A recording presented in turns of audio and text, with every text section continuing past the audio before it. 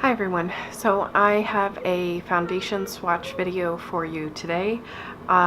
This is just yet another updated one to reflect some new stuff that I have picked up and have not included in the swatch video. Some of the things I don't know if I've talked about at all on my channel. So I just wanted to show you these. I also included a couple things that I have swatched a couple times before, just as kind of like control colors, so you can have a reference. You know, maybe there are things that you have or have seen to get an idea of what it looks like. So I am very fair. I would say in MAC terms, kind of NC5 to NC10, most shade ranges that come out, the lightest shade is not light enough for me. My neck is quite a bit lighter than my face, and my hands are more like the color of my neck. So I try to kind of lighten my face a little bit, take down a lot of that redness, but I'm not trying to cover my freckles. The most coverage I tend to use is like what I have right now, which is more medium. I'm not, like I said, I'm not looking to cover my freckles. So I do have more kind of a cool yellow undertone. Color-wise, I think NARS Sheer Glow in Siberia is probably the best color for me, just because that really strong yellow, cool yellow tone seems to mesh well with the undertone of my skin, as well as block a lot of the redness that's in my face. So yeah, I don't have a ton of issues that I'm trying to cover. I just want to even things out, cover the redness, and get my face kind of meshing with my neck pretty well. So the first two things that I swatched, I'll have pictures inserted. I did let all of the swatches dry down. The only one that didn't really dry is the Kevyn Sensual Skin Enhancer, and that's just, that formula is very wet. But everything else dried down. Some of these things oxidize a lot. So the first couple things that I swatched were the Tarte Shape Tape in Fair and the MAC Pro Longwear Concealer in NC15.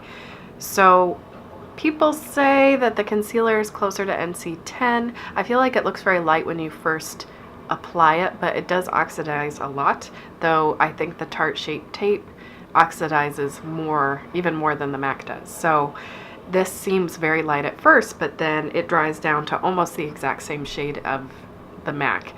I would say consistency wise, except for the fact that the Shape Tape's thicker, they're very similar for me. They don't crease under my eyes. They last a good amount of time on my face, not a great amount on my oily areas, but pretty good. And I can wear them kind of all over my face. They are a little bit darker than foundations I typically wear, but if it's kind of sheared out and I'm not wearing anything else, these work for me personally. But I also have the darker freckly face situation going on. So one thing that I bought a little while ago but just hadn't, I don't think I had included it in any sort of swatches or done a review or anything on it, is the Maybelline Fit Me Matte and Poreless in 110. Is that called Porcelain? Yeah, 110 Porcelain. So I did have the, before they came out with the separate lines, I had the old version of this, and I thought that color was pretty good. It was very light for a drugstore foundation, and I'm still on board with it. I think this, the Matte and Poreless, is a nice formula. It wears on my face a lot better than the previous formula did, where I like the finish of the old one, but like the dewy or whatever they call it now. I apologize, my 3-year-old is having quiet time in his room and it's not so quiet today. So yeah, it's definitely quite smoothing on pores, and I think the color is quite nice. The only issue I have with this is if I have any amount of flakiness, it does really accentuate it, but I think the color is quite nice. Next up, I do believe I have a review and demo of this. This is another one that's really kind of tough on flakiness, but otherwise is a lovely formula, a good color. I am a big fan, and this is one that you put it on and that's the color you're gonna get. It really does not change when it dries down. And it's the Anastasia, or Anastasia Stick Foundation in Warm Alabaster. It's fairly yellow, which I appreciate. It's not quite as yellow as the NARS Sheer Glow in Siberia, which I have swatched right next to it. but it has nice, good yellow tones, and I really like it. So I think that this is going to be a very nice option for me in the summer once my skin is a little bit less dry and flaky. Next up is NARS Sheer Glow in Siberia. I never wear this anymore because it just does not wear on my face. I have tried mixing it in with other foundations. I've tried so many different primers and powders and whatnot. The best thing I can get is for it to look good for like 4 hours and then start like majorly fading. If I use the wrong combination of like skincare or primers or powders, it will just start separating and get really patchy after like that 4 hours. So the color is so nice, but this formula just does not work on my face. But I feel like it's kind of the standard for very fair yellow foundations, which it can be hard to find a more yellow toned, very, very fair foundation because they tend to be more pink. Next up, another one I'm not sure I mentioned before. I've had it for a little while. It's the Makeup Forever Water Blend Foundation, and this is in Y215. I went through about half a bottle of the old formula, the Face and Body, and that was in like pink porcelain. This is definitely lighter. This is much more yellow. It's one of the lighter colors that I have, and it does have a nice yellow tint to it, though it can be a little tricky to get much coverage out of it. I think it's around like 1.5 to 2 pumps really for me to get much coverage from it, and it will really cling to dry patches. So this is another one I want to try when my skin is a little bit more naturally hydrated during the summer when we have more humidity, and see how this wears. So I really like it, and I like kind of the general ease of applying it with your hands. And the color is nice, but how sheer it is can be pretty tricky to work with, and it doesn't build as well as I feel like the old formula did. So that's out there. So I had purchased this. This is the Kat Von D Lock-It Foundation in Light 41 Neutral. So this is one of the new shades, and it is so light. It is much lighter than anything else I have, and on me it looks pink. And I don't know if it's just the fact that it has so much white in it. I'm not really sure. I can't wear this straight. The formula is very tricky for me to use. It actually feels drying. This is the only foundation I think I've used that straight up feels drying on my face. If I don't have like very heavy moisturizers on my dry areas. So that's kind of tricky. And it's just hard to work with. It is a tricky formula. I don't want full on coverage, so I'm fine mixing with something else to really cut down the coverage just to make it sit on my skin well. So what I do is add the Makeup Forever Chromatic Mix Pigment Water Base in yellow, and that will make it a little bit deeper and more yellow toned. And then I also mix in almost 1/2 to 1/3, like ratio wise, of a primer, like a water-based primer. So a lot of people will say that, you know, you shouldn't mix it with a water-based primer because it's going to change it's just not going to wear. It's going to start separating, whatever. That's not been my experience, so I'm sure it really depends on your face. I've mixed this successfully with the Laura Mercier Foundation Primer and also the Too Faced Hangover RX primer. Both of those, I think, made this wear so much more comfortably and look much less dry on my face. So I feel like this is a good option for mixing to make something longer wearing, to lighten something that you like, but you know, it's too dark. Instead of using a yellow, I think this is a nice option to have, but I'm curious who this really matches, who has a just super fair but also kind of pink undertone. I'm sure there are people out there that it matches, but I am not one of them. I also got a sample of the Kat Von D Lock-It Foundation in Light 42. So that one is billed as being more pink undertones, I believe. And to me, it just looks a little bit more like an actual skin tone. It has a little bit more color to it, but it is more pink. So I think this might actually be a better option of like matching a face, perhaps, than the Light 41. But same, you know, obviously the same kind of wear and whatnot with the 42. So another, thankfully, super affordable and quite light yellow foundation at the drugstore. I feel like this one is kind of a hidden gem, though it's not so hidden since this foundation has gotten so much hype in the past several months.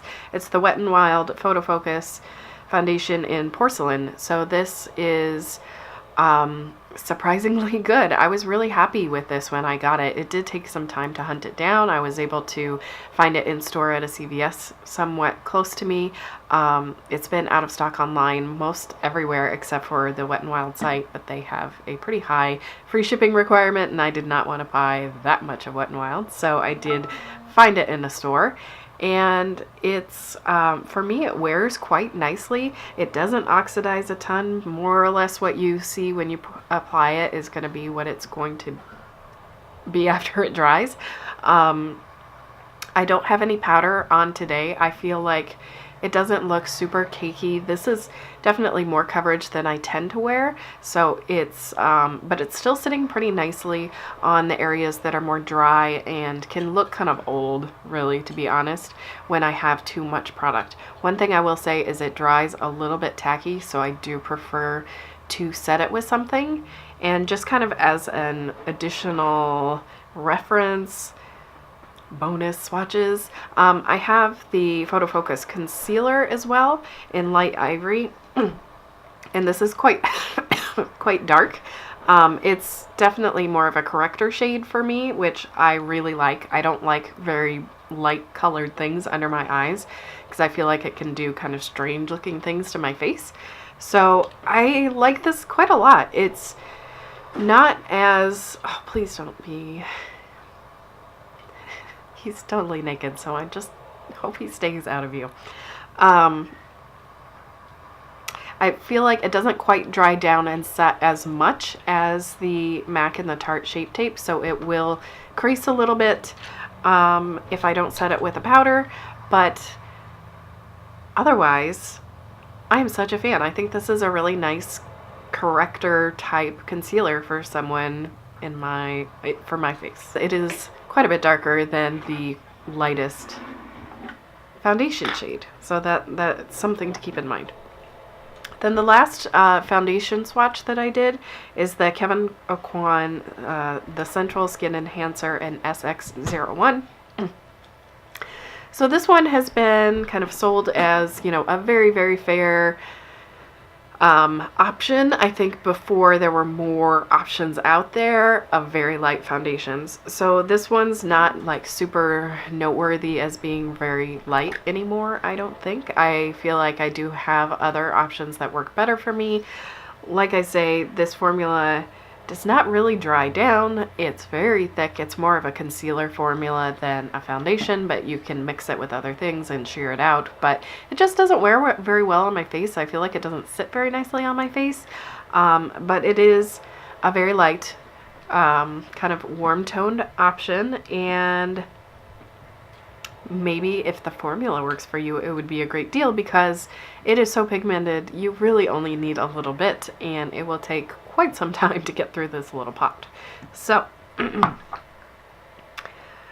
I think that's about it. I hope that this was helpful. Let me know if you have any questions, if you have any suggestions of like mainstream.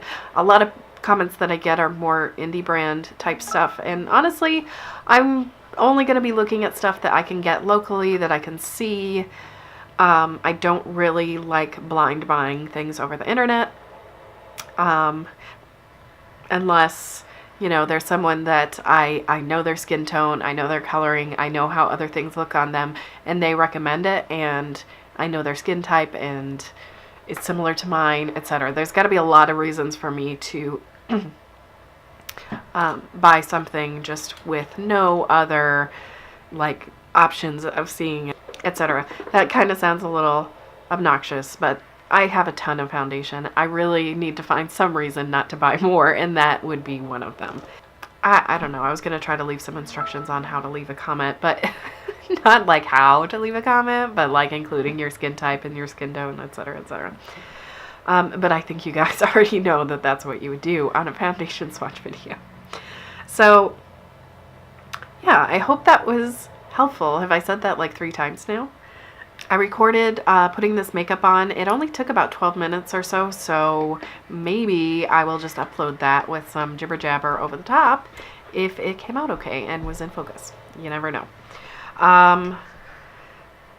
So yeah, I hope you're having a wonderful day. Thank you so much for watching and leaving a comment and liking and whatnot. I will include my playlist of foundation videos. I have 2 other swatch videos, a couple videos about foundation settling into my pores, and then a bunch of individual foundation reviews. So if you are interested in makeup and thoughts and whatnot from someone that has very fair skin, and then maybe you want to subscribe. So I keep trying to end this video and it's not working. Hope you're having a good day. Thank you so much for watching, and I'll see you soon.